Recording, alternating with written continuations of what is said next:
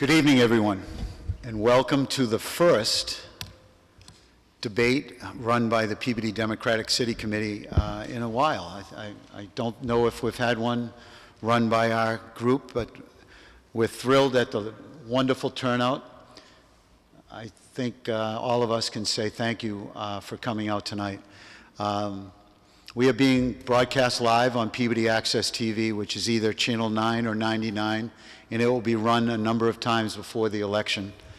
My name is Tom Gould. I'm the Vice Chair of the Democratic City Committee, and I'm with wonderful friend Arthur Powell, who is a Democratic State Committee member, and he's specifically for Senator Joan Lovely's district. Is that correct, Arthur?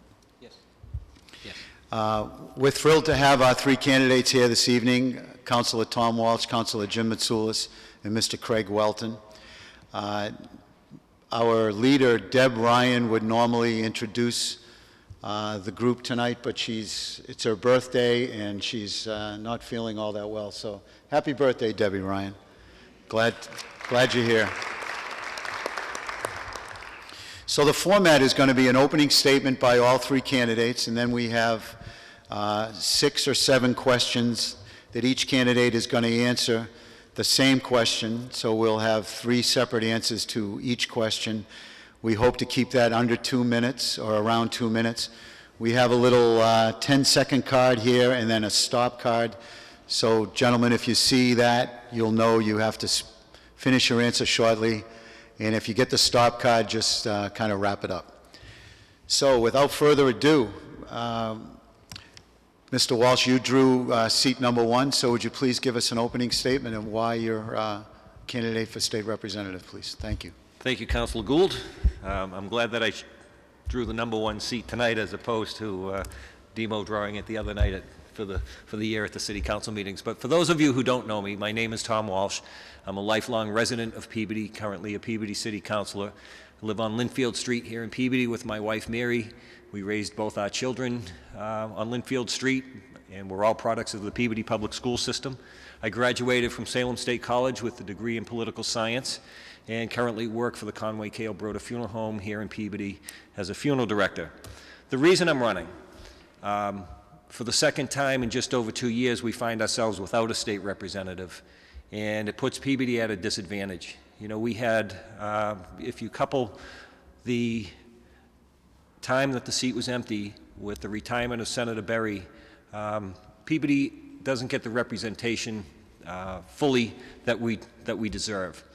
And nobody, in my opinion, has the better skill set to start that job on day 1 to fill this unexpired term than I do. If you take my council experience, my state representative experience from years ago, my professional experience and my education, the civic commitment that I've had to this community, I believe that I can start that job on day 1 and let people know that Peabody is back on the map and that we're going to fight for our fair share of what we need to make Peabody a quality community. I also think that the administration here in Peabody needs a partner. We need somebody who is exclusively representing Peabody and advocating for the programs that come out of City Hall. For instance, the mass development programs that have assisted us in downtown Peabody need to continue. We need to be fighting for every grant. And I'll end it there. Thank you. So I would ask that you consider me on February 2nd. Thank you. Thank you, Councilor Walsh. Councilor Jim Mitsoulas, please. Thank you. I think I'm set up here. I let go of this chair a look. So I've got to hold myself here. Well, anyways. Most of you know me. I won't go through where I was born, and you know, I live in the same neighborhood. I've been your city council for the past 15 years. Well, not the past 50. I've been your city council for 15 years.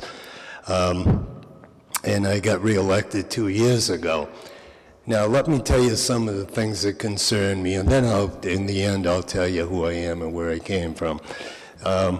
I made a motion 30 years ago when I first got elected on the city council. I said we have a drug problem in this city. Nobody paid attention to it. Why? Because it was in the poor neighborhoods, my neighborhood.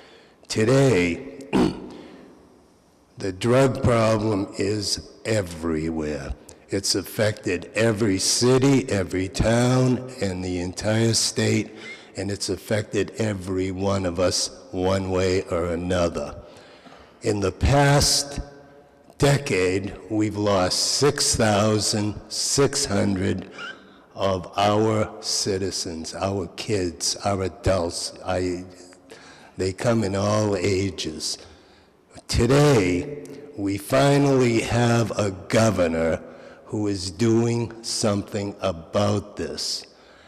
And he's a Republican, and I commend him, and I congratulate him, and I will do everything I can when I get to the State House to work with him to try and save our kids.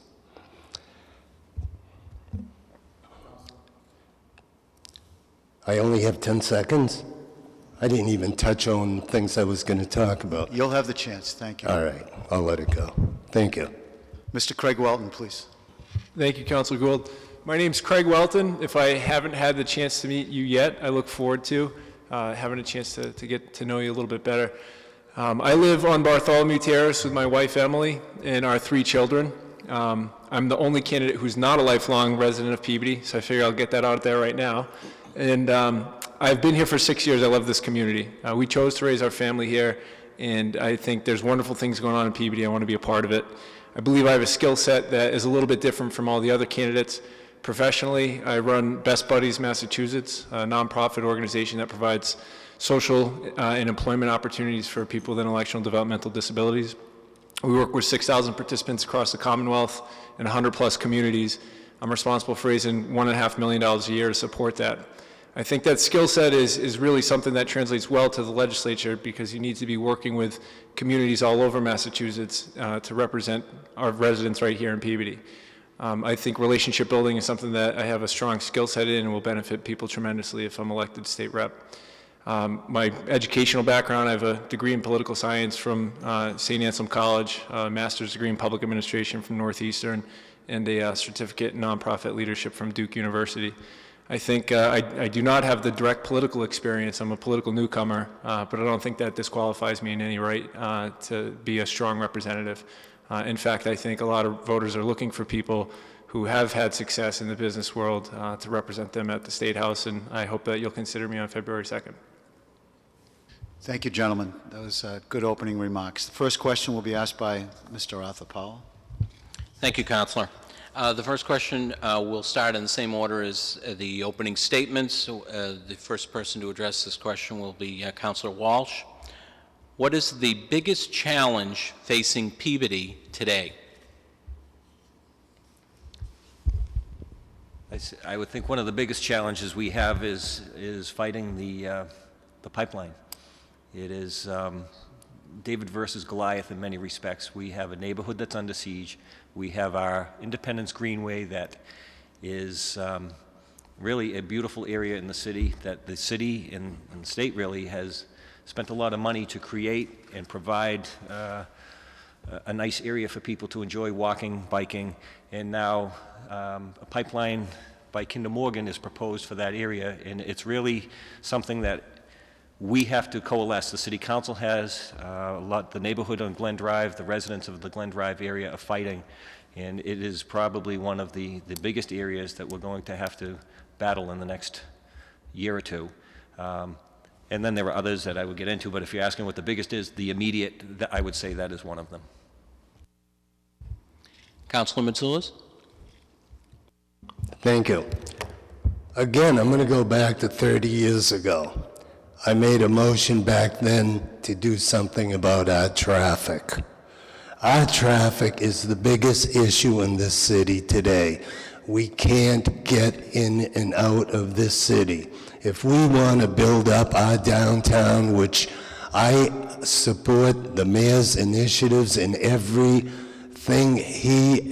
proposal he throws before us, we want to build up our downtown. We want to bring businesses into our downtown. One of the problems is we can't get downtown. I live 2 streets away from here, and Walgreens is where I get my prescriptions. And at 5 o'clock, if I have to go to Walgreens, I don't go because you can't get there. I have a friend that lives in Tewksbury. I meet him once a month. We have dinner at the Portuguese-American War Veterans. Takes him 30 minutes to get to Tewksbury to Peabody. He gets to Lowell Street, and it takes him another 30 minutes to get to my house, which is 2 miles away. If we're gonna build up our downtown, we've got to straighten out the traffic problem. And I'm gonna tell you one of the motions I've made last year. We have done traffic studies in this city for 30 years now, and I've voted for all the traffic studies we've had. We've widened our streets, we've narrowed them, we've done everything we could to alleviate the traffic. Traffic studies don't work. When I get to the State House, I am going to get your federal and civil engineers down here to do something about this. I'm going to have them tell us what to do. And if what they're telling us is that we have to build a bridge or whatever it is that they're telling us we need to do, I'm going to lay the groundwork to get this going. I'm sorry. Sorry. Thank you. I get a little excited. Mr. Walton? I think the issues that have been brought up by Councilors Walsh and Councilors Mitsoulas are certainly important ones. The opioid issue, the gas pipeline, congestion downtown. I think the biggest issue here in Peabody currently is a missed opportunity that we've had.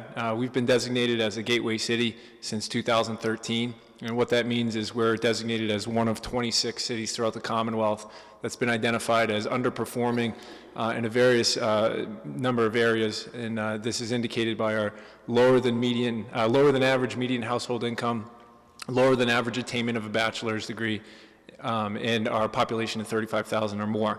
Most of these cities are also transitioning away from industrial-based economies, as we are here with our mills. I think downtown investment's important. I think a huge opportunity that's on the table is Centennial Park. I think we can more aggressively pursue the funds that are available through Gateway City designation at the State House. This is something that hasn't happened for Peabody since 2013, and I think we can proactively pursue those funds, put them to work for us right now, and start to make Peabody a more interesting place for businesses to want to move and be a part of. Thank you. Thank you, gentlemen. Next question is kind of tangent to the question just asked, but it's not necessarily issues that are out there, but oftentimes one issue drives a candidate to run for office. What would that issue be for you? Councilor Mitsoulas, please. And I'll repeat any question if you need it. Thank you. So what would be the issue that is driving you to run for office? There are many issues that, first of all the issues are important to me. I don't have one that's more important than the other. But let me tell you a couple of things that bother me, and they're bothering me right now. In 2013, PBS reported PBS reported in 2013 that 1 out of 5 Americans do not take their medication. And if they do, they're only taking partials because they cannot afford it. Now, let me give you an example here. Turent Pharmaceuticals bought out the rights to one drug, and when they got the rights to that drug, they raised the price from $13 a pill to $750 a pill. My question is, how did they get away with it? Who allowed them to get away with it? We have another issue right now that I read in the Boston Herald this past Sunday. The Insurance Commission allowed your big your big insurance companies, MATFA and the other name, I don't remember what the other name was, but anyways, they allowed them to raise your homeowner's insurance 9%. The Attorney General, Maura Healey, is investigating this because they cannot justify the cost. They cannot explain. They're saying, the insurance companies are saying they're doing it to be solvent. Maura Healey's saying you're doing it for profit. Well, let me tell you something. I believe Maura Healey, and when I get to the State House, that is going to be my first motion to bring the insurance companies before us to justify their cost. I'll make sure they'll lower your cost. Thank you, Councilor. Welcome. Mr. Welton, please.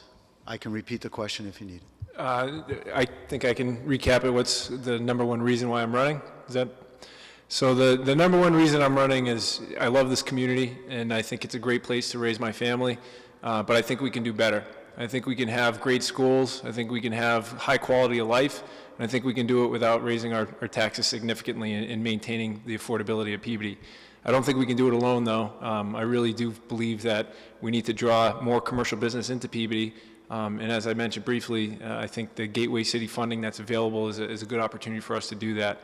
At the end of the day, you know, I'm in this because I feel like I have a skill set that will be beneficial and will help me to make Peabody the strongest community that it can be. So as my children grow up here, they have every opportunity possible to succeed. Thank you, Mr. Welton. Councilor Walsh, please. Thanks, Tom. I'm running because for the second time again in just over 2 years, we have an empty seat. And since September 29th, we haven't had a state representative in Peabody. I think it's imperative, and there's an immediacy, that we have a representative that can go to Beacon Hill, start on day one to show that Peabody is back, that there are a lot of programs here that we should be at the table and receive our fair share of services, and that I can advocate on behalf of the people of Peabody on a daily basis. I'm running because I love public service. It's no secret, since my my days right out of college, I was elected to the city council, and even during the times when I wasn't in elective office, I served on a city board, I participated in some of the community activities that were going on to make the city a better place. And I think right now my talents can be best utilized as the next representative from Peabody. Thank you, Mr. Walsh. Okay, the next question will be addressed to Mr. Welton. Many Peabody residents have expressed concerns about the Kinder Morgan gas pipeline. As Peabody's next state representative, what role will you play in protecting the best interests of Peabody residents? I think first and foremost, as Councilor Walsh had mentioned, you know, not having anyone in the seat is a huge issue for us here in Peabody. I think many of you are familiar with the gas line here in Peabody, but might not be familiar that a legislator from Hingham actually proposed an easement of Department of Conservation and Recreation land in central and western Mass to allow for a pipeline to be constructed there. It'd be a permanent easement for the construction and the pipeline to be in an area that he doesn't even have any residence or any jurisdiction over. Personally, I feel like he shouldn't be sticking his nose where it doesn't belong and be heading out to Western Mass to put a pipeline that's not even close to his district.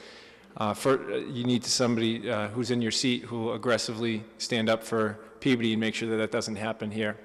I think it's important to meet with the other communities that are affected by the Kinder Morgan pipeline project, build a coalition of legislators that are like-minded who don't want their communities adversely affected. I think the pipeline isn't going to do anything for us here in Peabody except, you know, bring down property value and give us anxiety that our water supply is going to be contaminated, or God forbid there's going to be a huge explosion one day.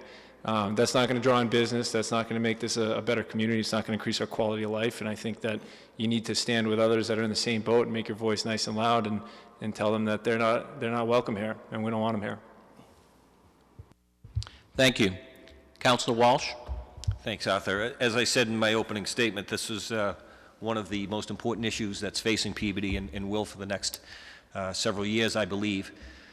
We as city councilors, Councilor Mitsoulas, Councilor Gould, and the entire city council petitioned to be an intervener, just to let our thoughts known with the Federal Energy Regulatory Commission. We have to be the voice for the neighbors on Glen Drive who are impacted. I don't know if anyone saw the article in the last couple days where Kinder Morgan is petitioning the Department of Public Utilities to go on each person's property to survey and figure out what they need for their benefit to place the pipeline right through the Independence Greenway. So really, it is my job, or well, hopefully my job, as your state representative to advocate this on Peabody's behalf. This is another example of where Peabody needs a partner in their state representative so that the positions of the mayor's office, the city council, and all involved at combating this intrusion are on the same page, and I can let that be known at all state agencies at the state level. Thank you. Councilor Mitsoulas? Yeah, I don't think I could add to what was already said. We're all against the pipeline, and you know we're against the big boys here who have the power, and we all know that this is not going to be easy. We are battling the big boys. Okay, we're battling the powers in Washington. We're battling the powers that that are pretty. I don't know of anybody that's really stopped the pipeline. Let me put it that way. And we know what we're up against. And I commend the mayor. I commend everybody who's involved with the efforts we're putting into it. Let me tell you what this goes back to. It goes back to the lobbyists, okay? They have the power to do what they're doing right now. It's the big money. And I don't know how a small city councilor or, you know, my mayor who is, I think, is doing everything he can in his power to stop it. You know, it's, we're all against it. I wish I could had something to add to what my two opponents here said, but I really don't have much more to add than that. Thank you. Thank you, gentlemen. This question is back to you now, Mr. Walsh. There are several ballot questions that have been certified on marijuana use, charter school caps, and MCAS or park testing. Should we let the legislature act ahead of ballot initiatives and hold debate and vote, or should they let the voters decide? Mr. Walsh? I think it's part of the process that they can debate if they so choose. It's really, I'm not really sure how to answer that question, Tom, as far as it's the responsibility of the legislature to at least entertain all those issues. They'll eventually end up on the ballot, I would think, anyway. So I'm not quite sure I understand. I guess the question would be, should we let the voters decide on specifically, we'll do specifically marijuana, allowance of marijuana. Would you be in favor of a binding referendum, or do you think the legislature should have that? Well, as a I really, I don't have a problem if it goes on the ballot. If people want a voice and so choose, that's fine. I will say this, though, as far as initiative petitions go, that we elect legislators to make judgments and to represent their communities. Part of that job is to vote and take up different initiatives and different issues in the legislature. So I have no problem as a legislator voting on any one of these issues. To sit back and let everything be done by initiative petition negates having a representative. Mr. Mitsoulas, please. I'm kind of confused by that question also, but as far as my personal feeling on marijuana, you've heard my personal feeling on drugs, period. I'm against legalizing marijuana, if that's your question. If you want to put the question on the ballot, I don't have a problem with that. Okay. I, have personal feelings on each of those issues, that if I had an opportunity to vote, I would vote in a particular way, but I think it's fine, and I would be in favor of those going to the ballot. Thank you. That was an easier question than I thought. Actually, it was a harder question than I thought, but we got through quicker. Arthur, to you. Hopefully you have a more appealing question, Arthur. Thank you, Counselor. This question will start with Counselor Mitsoulas. Should the Speaker of the House and the Senate President, should their terms be subject to term limits?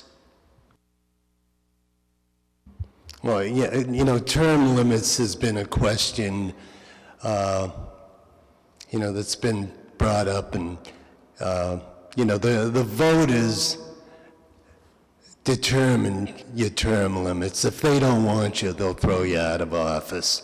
But let me tell you how I feel that things are changing.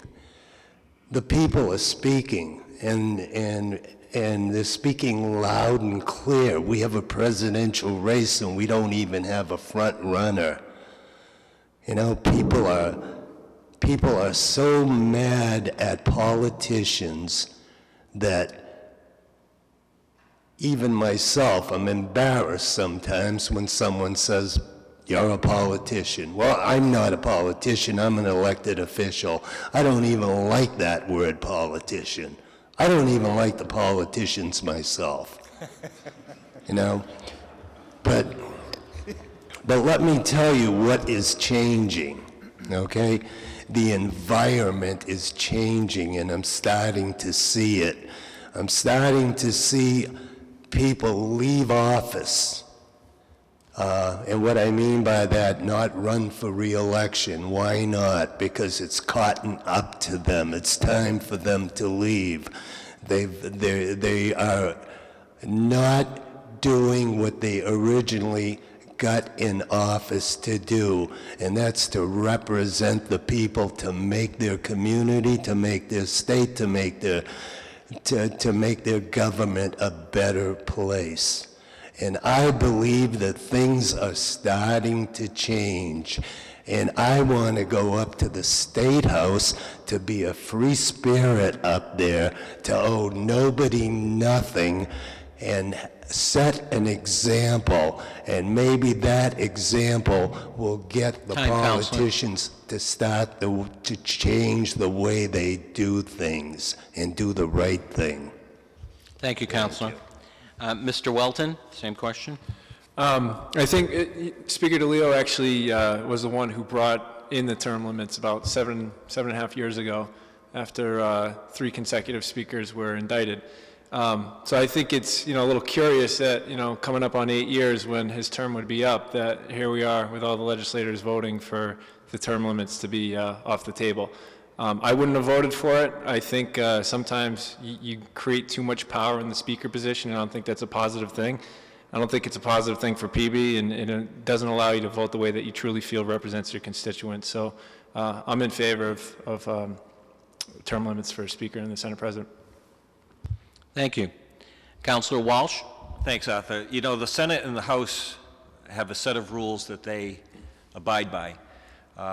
I'm not sure that term limits for either of those positions is necessary. If you look at the average stay, perhaps Senator Bulger was there for the longest time that I can remember, but then you had President Birmingham, President Murray, now you have President Stanley Rosenberg. On the House side, I would say that the average stay was probably 8 to 10 years. Now, one thing you have to consider is, if you are a first-term legislator, you're not the guy or the woman who should be the Speaker of the House. You need somebody who's got a few years of experience. And after you've gotten that experience, you need to be there a few years so that you can push legislation through, so that you can work with the governor and the Senate President. You all work together on many things as a team. So I think it is probably kind of a red herring to say that there should be term limits. It seems to turn over on its own. Thank you, Counselor.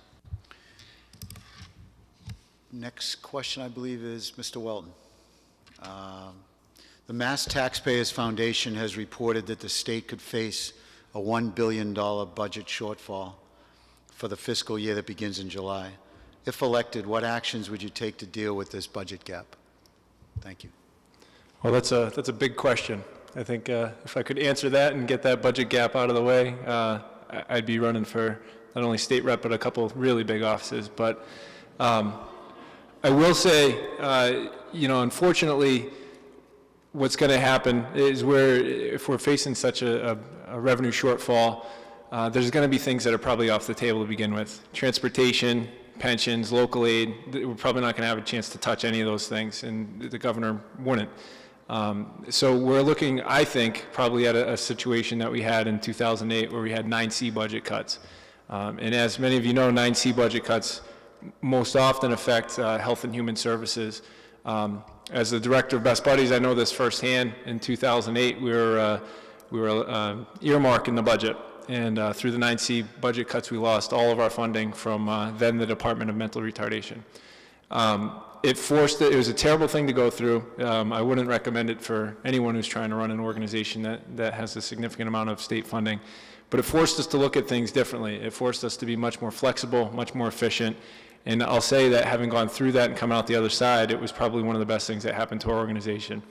So unfortunately, I think when you're facing a budget shortfall, I would be in favor of tapping into our $1.1 billion that's in reserve. I would be in favor of tapping into some of that. But I think it's important that we make some of these difficult decisions and we look agency to agency and we figure out how we can be more efficient, more effective. There's not an easy answer. There's not a simple way to get through it. But I think if we take some of the money that we have in our reserve and we make those difficult decisions, I think we'll come out okay. Thank you, Mr. Welton. Councilor Walsh, please. Thanks, Tom. The projected deficit of $1 billion is not agreed upon by everybody, and I think even the governor's office has looked at that, and they may readjust it. There were about $50 million in 9C cuts from the governor's office the last several weeks. We'll look at that, looking at that. Under the Constitution, the budget has to be balanced every year in the Commonwealth, and that's why these steps are taken. Those steps were taken now so that when we end the fiscal year in June, we will be balanced. One other thing is the Senate Ways and Means, House Ways and Means, and the governor's financial team have come to an agreement on what next year's fiscal bottom line will be. And it's 4% over what we have this year. And we are $144 million ahead of revenue collection this year than where we were a year ago. So there are adjustments that will be made, but the $1 billion number, I'm not sure is completely accurate.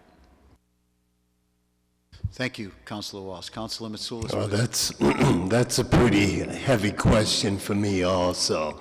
Until I get up there and get to understand the budget and do research on it myself, I really don't have an answer for that. But I can tell you this, we have got to create ways of bringing businesses into this state so that we can get the money that we need to run this state. We've got to loosen up on some of our regulations that we have to keep businesses out of here. And the way that we tax the businesses, we've got to make this state a more business-friendly. One thing I understand, and I did it in my own neighborhood, I took an industrial park down off Walnut Street that was an empty factory. I brought business in there. Today you got 200 people working in an old abandoned fire site, which was an old tannery. We've got to get creative and figure out ways of bringing revenue into the state. And we have a governor who I think is working in that direction. So I hope I answered your question. If I was off base on that, it's because I really don't know the budget yet. Wait till I get to the State House. If we were talking to the city budget, I'd have a better answer for you. Thank you. Thank you. The next question will start with Councilor Walsh. The lack of adequate public transportation presents considerable challenges for Peabody residents living on a fixed income. Recognizing that Beacon Hill is already dealing with an underfunded transportation budget, how will you be able to help expand existing transportation service to our city?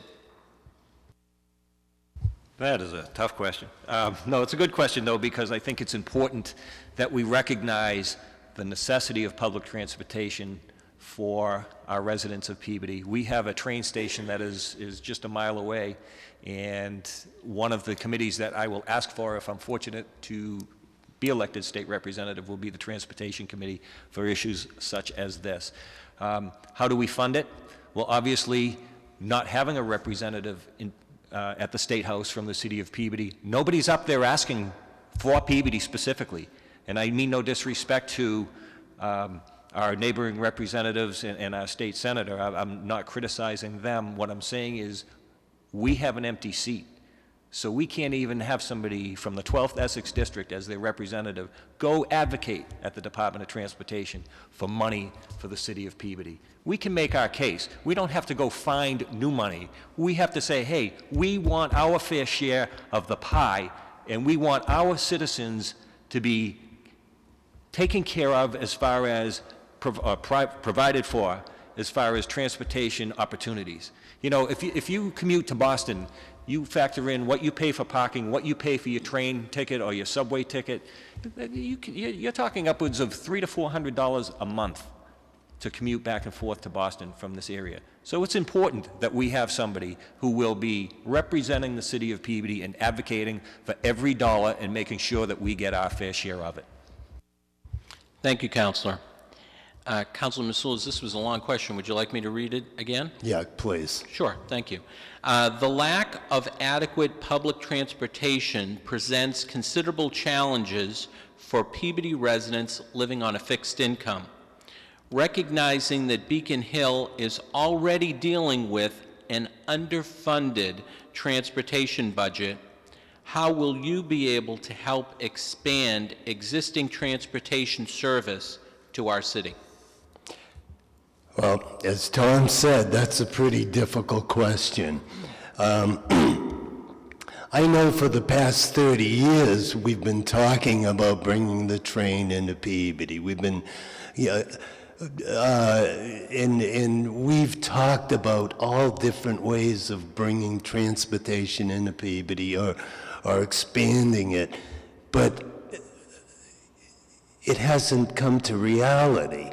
You know, we talk about it year after year after year. We've had Senator Lovely came and talked about the train when we had that meeting at the Black Cow to bring the train into Peabody.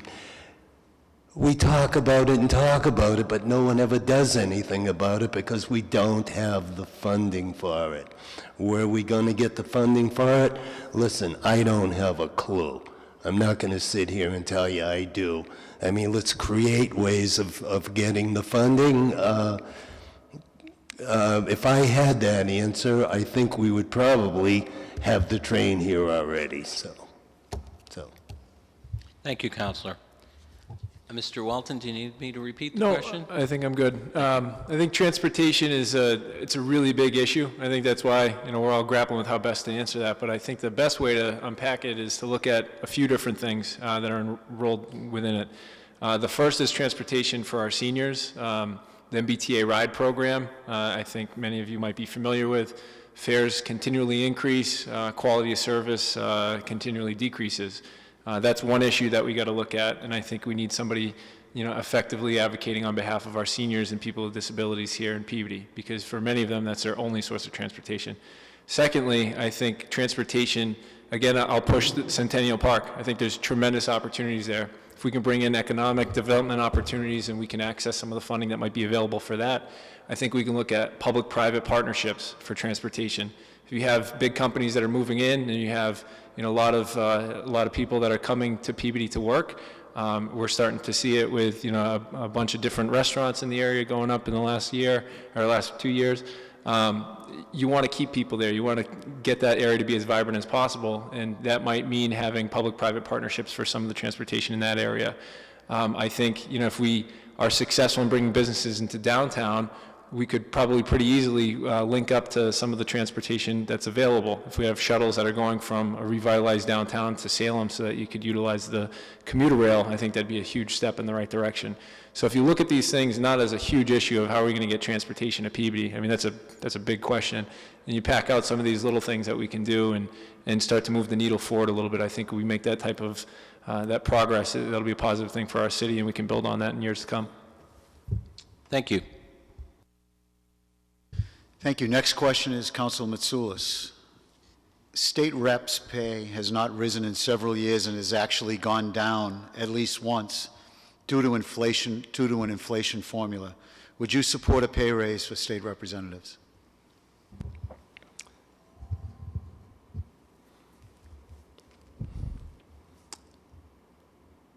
That is a hard one to answer, but I'm going to be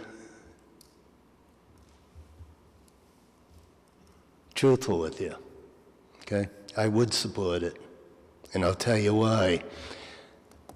Same reason I would support a raise for a city councilor. I know what a city councilor does. He doesn't make much money. He could make more money on a part-time job. I could make more money working part-time somewhere else than the time I put on the city council. A state rep, if that is his full-time job, he has to go into Boston. It's a huge expense. He has a family to raise. That's a huge expense. When you're talking $60,000 a year, which is, I think, the state rep makes, how do you support a family on that? Because if it's not a full-time job, then make it a part-time job. This is a full-time job. You need $100,000 a year just to make a living, to raise a family. $60,000 I don't think is excessive for a state rep's pay if he's doing it full-time. And I know that's not a popular position to be in because I know that every time we go to give the mayor a raise, the mayor doesn't want the raise. He refuses it, and I commend him for it. But I feel that we should force him to take that raise because of the future mayors coming down the line. If he doesn't want to take it, that position is well worth over $100,000. Thank you. Thank you, Councilor. Mr. Welton, please. I think I first off want to applaud Demo for his candid response, because I think, you know, that's something that a lot of people might not be willing to say. And I do agree that, you know, most of the legislators are not doing it in a full-time capacity, and that's how they make it work. At $60,000 a year, you can't raise a family on it. It's just the basic economics involved. Having said that, I would not support a pay increase for the legislature right now, because we're not in a situation to do that. We just talked about, you know, potential upwards of $1 billion revenue shortfall, and we're looking at, you know, cutting programs, doing hiring freezes across the board. I don't think it's financially responsible to advocate for a raise at this time. Now, if things improve economically, I'm not going to say that I'm against a raise for the legislature across the board. I just don't think it's the right time. Thank you, Mr. Welton. Councilor Walsh, please. Thanks, Tom. I couldn't agree more that we just had a discussion about $1 billion deficit, and we just had $50 million in cuts. Now's not the time to be discussing a raise for the legislature. Doesn't mean that somewhere down the road, whether it's 5 years, 10 years, I don't know when that will be, but I have no intention of going there to vote a pay raise. My intentions of going to the legislature are to represent Peabody and continue public service. We have a myriad of issues that need to be represented. Again, we have not had a representative in this seat for the last 4 months. We need someone who can go up there and start advocating for the things that the city of Peabody needs. That's my focus, not a pay raise. Thank you, sir. Okay, the next question will start with Mr. Welton. How does your current career fit with the prospect of being a state representative? Will you be full-time, or will your current career meld with the job of state representative? My current career will meld with the job of state representative. I'm the director of Best Buddies Massachusetts, and as such, my primary responsibilities are ensuring that we bring in enough revenue and we have enough support to run programs for 6,000 participants with disabilities throughout Massachusetts. I have senior managers who report directly to me. My job at this point has really become one of supervising senior managers and also bringing in revenue to ensure that we can continue our programs. I believe that I can effectively do this as well as advocate for Peabody as a legislator. I think, full-time has been thrown around, as a term that we've used, whether this position's full-time or that position's full-time. In reality, if you're doing a good job, you're always available. With Best Buddies, with, being a state rep, I think it's definitely something reasonable to say that if there's anything that's needed by a constituent, that I'll always be available to pick up the phone and return a call and make sure that I'm doing my best to take care of the constituents' needs. And I do honestly believe that I can do both and do both effectively. Thank you. Councilor Walsh? Thanks, Arthur. My focus, again, is the state representative's job. I have every intention of completing my term on the city council. If I'm elected state representative, I will complete that term in order to make sure that we don't necessitate another special election. I am a funeral director. I haven't really discussed with the owners of the funeral home what role, if any, I will have if I'm successful at this job, but successful at being elected. My intention is to serve full-time as state representative. If there's any affiliation with the funeral home, it would be probably some type of weekend thing, but we haven't really talked about it because that would be putting the cart before the horse. Thank you, Councilor. Councilor Mitsoulas? Yeah, thank you. Right now, I'm a barber. I have a barber shop. I'm retired. Previous to that, I've spent my entire life working for myself. I started the Mitsoulas Paint Corporation with my brother Steve when I was 16 years old. I've owned a street sweeping business, lawn care service business. I owned a temp agency. I retired 5 years ago. But I'm still working. How will I handle the state rep's job? I will make it a full-time job. I will complete I just got reelected to the city council. I will complete my 2 years. I will not, you will not need to have a special election. I will finish my term. While on the city council, let me tell you, I used my barber shop as a meeting place. People needed something, a service from me, they would just come to my barber shop. How do I plan I'm going to be a full-time state representative. That's basically, that's it, yeah. Thank you, Okay. Councilor. That does it for questions. I know you're all glad that. We have a little bit of extra time, so instead of 2 minutes for closing, we'll go to 3 minutes for closing, if you need it. Councilor Walsh, you're first, please. Thank you, Tom. Hopefully I won't use the 3 minutes, but just, again, thank you for hosting us tonight. Happy birthday to Debbie Ryan. And since I have an extra minute, I would just like to send my well wishes out to Mr. Democrat Ed DeLay, who has been ill for the last month or so, and just wish him a speedy recovery. Again, the reason that I'm running for state representative is because we have a vacancy and we have the immediate need to have somebody who can step into that job on day one and start representing Peabody in an effective way. Since Senator Berry left and we had that time where, after Joyce passed away, where we were not represented. So we've had 2 terms where we've had partial representation, and again, we find ourselves with no one advocating for Peabody on an exclusive basis. Again, if you take my experience my education, my time on the city council, my time as a state representative, my civic involvement, my passion for public service, there is nobody better suited to represent the city of Peabody and the residents of Peabody than I am.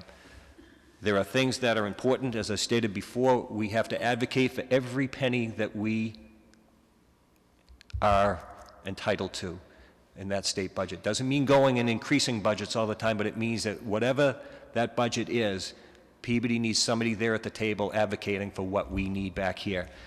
The opioid issue was discussed among everyone tonight. It is something that we're all grappling with. I will work with the Baker administration, with the legislature, with people here in Peabody who are working diligently to combat a very serious illness. And lastly, I know Peabody. I know what we need.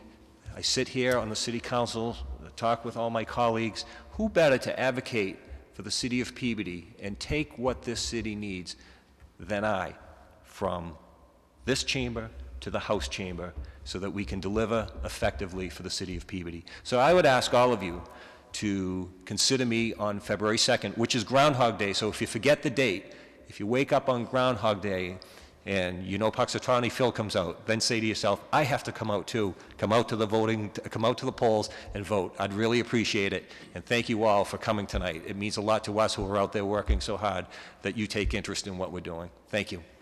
Thank you, Councilor Walsh. Councilor Mitsoulas, please. Yeah, thank you. I am in public service for one reason: to make Peabody a better place. I've been doing that my whole 30 years, my whole involvement in public service. One reason: to make Peabody a better place, to make our community a better place, to leave that for our children.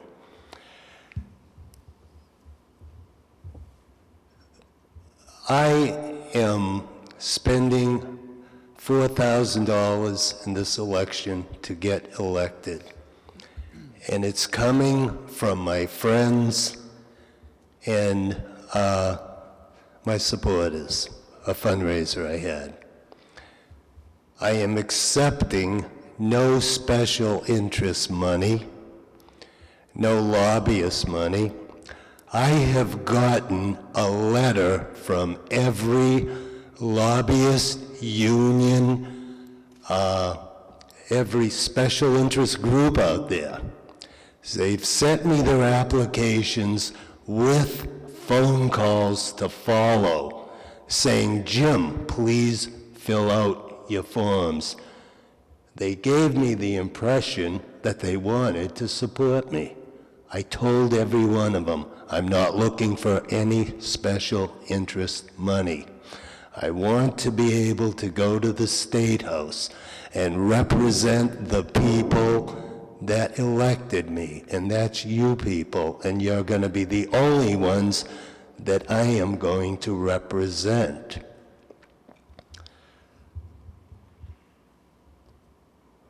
Things are going to change, and they're going to change at the State House. I see the way things are going in our country, as I've mentioned earlier. The public has had it with elected officials that don't represent them. I am going to set the example at the State House, and I'm going to do it from day one. My first motion will prove that to you people. Give me that opportunity, and I will show you things are going to change at the State House, and they're going to change with me. Thank you. Thank you, Councilor. Mr. Welton, please. I'd first like to start off by thanking you for the opportunity to have this forum and for everyone coming, but also for my two other opponents that are here and also the three other candidates. I think they could all tell you we've had some nice weather, but a lot of cold days, and it's a lot of work. And also I'd like to thank my wife, and I'm sure the other gentleman over here would like to thank theirs as well. it's a lot of work, and I think that we're all doing it because we care about Peabody. We all love this community, and we want it to be the best it can be.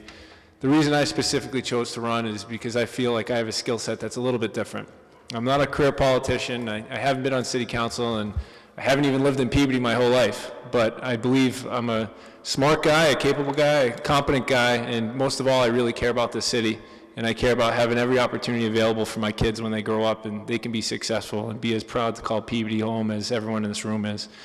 I think, there's a lot of opportunities for us to get, some wins for Peabody that are just sitting there, that we're not proactively, aggressively pursuing. I brought up Gateway City. I think that's the thing I bring up the most. There's 25 other communities out there that are getting some piece of the pie, and we're not even at the table. I think we need to be more aggressively focused on getting the funds that are available. Sure, we're not going to start, tomorrow and have downtown revitalized next week. It's going to take a long time. But there's a lot of little, singles that we can hit along the way that can help us win the game in the long run. I think, I bring a different skill set. I bring energy and enthusiasm. And, I really want this community to be as strong as it can be. And I really think that you don't have to be a lifelong politician or from Peabody for your entire life to be an effective legislator. So I'm hopeful that you'll consider me on February 2nd. I really love this community, and I think I'm the guy who can help make it a better one. Thank you. Thank you, Mr. Welton. Well, I congratulate all three of you on running, because it does take a lot of work and a lot of effort, and you put yourself out there and open yourself up to criticism. So I would like to applaud all three of you for...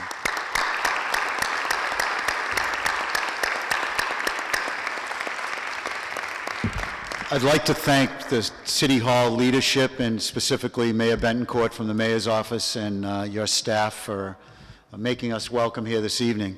I'd like to thank our friend Arthur Powell, who does everything that he possibly can for us as a Democratic City Committee. Thank you very much, Arthur. Again, happy birthday to Debbie Ryan. And our next meeting of the Peabody Democratic City Committee is this Saturday at 9:30, at the Community Life Center on Central Street. So again, thank you very much, gentlemen. Thank you all for coming out. We had a wonderful night of our first debate in a long time. So thank you very much. Appreciate it.